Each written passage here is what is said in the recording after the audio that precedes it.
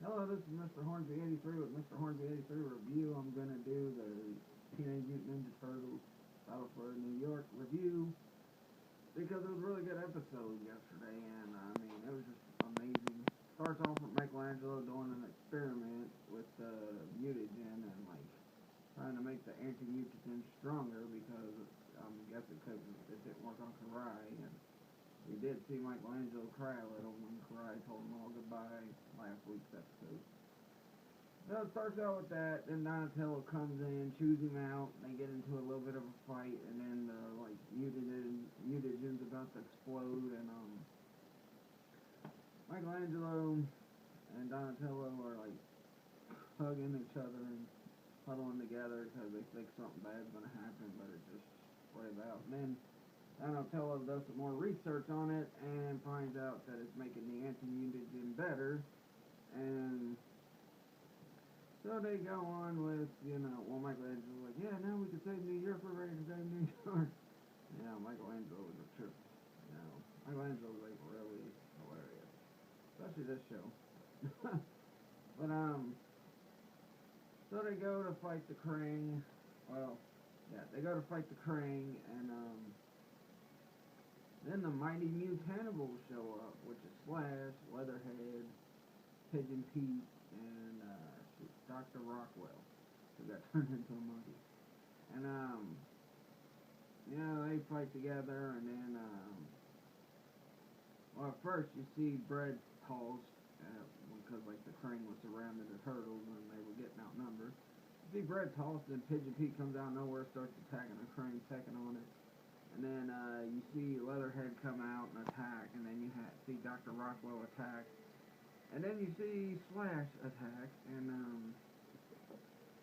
from there they Slash tells them they went good. Well, he went good. The other three were already kind of good, I'm guessing. But then we get Leonardo saying he don't trust Slash because of what Slash tried to do when he first became Slash. He said it was the mutagen's fault, and he was affected by it, and Leonardo don't believe him, and then they go take him, and they go talk to the reporter. I can't remember his name. But the reporter said he couldn't find the turtles, and they said they thought he got mutated, and he said he was looking for them, and then he found these noble warriors, and then Leonardo takes a cheap shot. Slash, he's like, well, I wouldn't say all of them are noble. I went to the cheap shot. Slash gets up in his face, and then a little back and forth with Slash and Leonardo. I mean, half the first part of the episode focused on that. Then the Krang come and attack because the Krang droid that scans for humans, seen them, and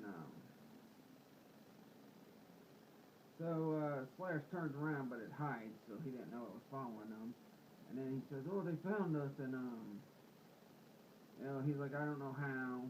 Talking about the reporter, and then they get attacked by the Krang droids, and he gets shot in the arm. They take out the Krang droids, and then they head to the turtles' lair. And Flash and the Mighty Mutanimals and the turtles were going at it. Mostly Slash and Leonardo going at it. Dr. Rockwell, Donatello going at it. I think Pigeon Pete Raff was. And Leatherhead and Michelangelo are just pals. So they're sitting there trying to keep the peace. Like, come on, we're friends, come on. Michelangelo's talking about pizza. And we can all share the pizza and this and that. But then Splinter tells them they need to figure out how to work together or whatnot, and they still don't work together. The Mighty Mutanimals go off and go on a ground attack because the reporter tells them about the Crane's rocket ship that's going to mutate the whole world, like they're going to send it to the atmosphere. And the turtles think the sky attack will be good, and then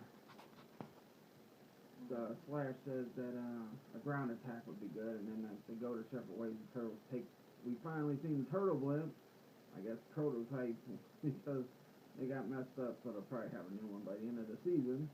But they kept going to the water tower, and Donatello's like, I got a great plan for an air attack or something. And the first time they seen it was at the beginning, and then like they're all making fun of it, and then they go back and they make fun of it again. But then Donatello shows them that the turtle was in there. So they go to stop the rocket. The mighty huge Hannibals are fighting the crane droids on the bottom. They stop the rocket. Then Leonardo finally starts trusting Flash. He says, "You know what? You did what you did for your team. You sacrificed yourself for a teammate. So maybe I'm wrong about you, but you know, don't make like." And then like they decide to team up to go save the mutated humans, which the turtles have to go into Dimension X, which Michelangelo gets excited about that because he's like a super genius in Dimension X. And at first it seemed like it was a one-hit wonder when they first got back there because Michelangelo was acting like typical Michelangelo until, you know, so he started sounding like he did in the episode that came from Dimension X. So a lot of cannibals are taking on the crane to keep the portal open. They end up getting beat and caught because they got outnumbered by the crane. As it closes down the portal, the turtles have to deal with Crane Prime. By the way, finally, somebody said something about the crane's speech, and it was Crane Subprime. My bad, I said Crane Prime earlier. Subprime finally said, "Y'all, we've been here for like thousands of years, and y'all still haven't learned proper English," or somewhere along that line, which is just funny. With Gilbert Gottfried playing Crane Prime, and I'm thinking, well, I'll give you my thoughts on what I'm thinking about Crane Prime at the end of the video.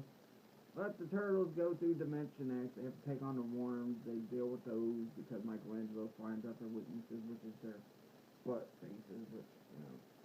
That's one thing I didn't like about the freaking episode. One thing, you know, the freaking inappropriate humor with the farting sounds that the apes made when they fought him the first time. They cut it out the second time, but there's even part where one of the worms eats something and it spits out the freaking butt face, which, you know, I thought was stupid.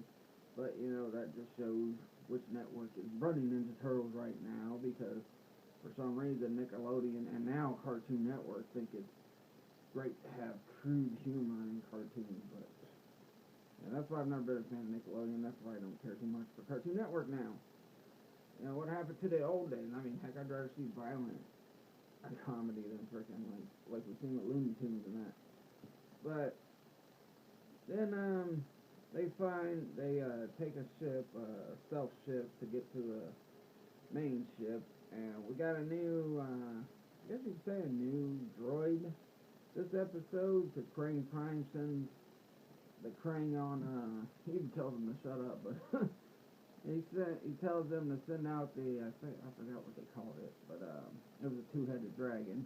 Turtles deal with that for a minute, and they like get away where they get through something where the thing can't get through, but then it flies over and still catches up with them, blasts the ship, and they crash into the Technodrome, where they have to fight a bunch more crane droids, which they take care of. And then they put the anti-mutagen in the tank. Well, first they start flying the Technodrome, and then Donatello puts the anti-mutagen to bond it with the mutagen that's running the ship, which is a big, like, huge thing, no freaking thing. And it stops the ship, but Michelangelo, because of his smarts in Dimension X, he like reconfigures the ship to be able to take the anti-mutagen, which turns it into big old anti-mutagen.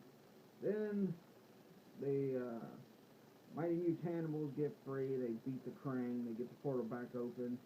Donatello and Michelangelo and them get the humans back to normal, and then they all get teleported, and then they teleport. And once they teleport out, the Technodrome crashes into something else. So I don't know if Crane Subprime is dead or what, because we've seen the Irma head float and that. So I don't know, but overall this episode's pretty good. They didn't advertise a new episode, so they're probably going to take another hiatus, which I hate that. They show a couple new episodes and they go back on a hiatus for a few episodes. They do it with every single cartoon. I've hated it since I was a kid. I hate it now. But yeah, so it ends with them celebrating, and, you know, Leonardo says, "You know what, you proved you're a great leader," and all that to Flash, and Flash says, "I learned from the best leader," etc., etc., etc. Now, so the episode was pretty good, because of the freaking stupid Nickelodeon Cartoon Network crude humor. I'm going to give it a 4 out of 5. because the action was good, the story was good. I mean, everything was good with this episode, except for that, because I can't stand when they do that with cartoons, especially cartoons I grew up watching as a kid, or serious tone cartoons. It's kind of a serious and comedy tone with this one. Now, it would have been probably a 3 out of 5 if this was 2003 Turtle show, but yeah. And that'll do it for this video. This Wednesday, I'm going to do a WrestleMania topic video talking about all things WrestleMania. We'll talk about the situation with the, title matches. Some things I don't like on how they're building some of these.